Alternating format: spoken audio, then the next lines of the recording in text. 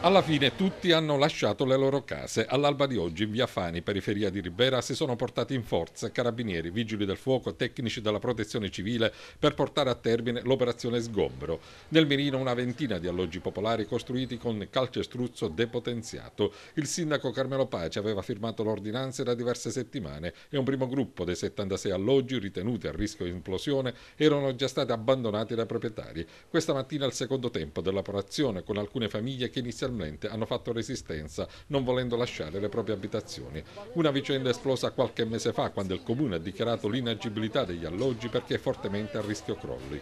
Comune e Regione hanno già raggiunto un'intesa per la loro demolizione e ricostruzione da zero. Occorrono però 10 milioni di euro. 3 milioni e mezzo sono già disponibili. Il presidente della Regione, Rosario Crocetta, si è impegnato a reperire le altre somme necessarie, ma nel frattempo nessuno a Ribera vuole affittare un appartamento a queste persone e questo malgrado il Comune abbia previsto un contributo pro capite sull'affitto di 250 euro al mese. Il sindaco Carmelo Pace in questi giorni si è appellato al senso di solidarietà e responsabilità dei suoi concittadini perché dessero un aiuto. Al momento alcune delle famiglie sono ospitate in alberghi, sempre a spese del comune, altre hanno trovato riparo da amici e parenti.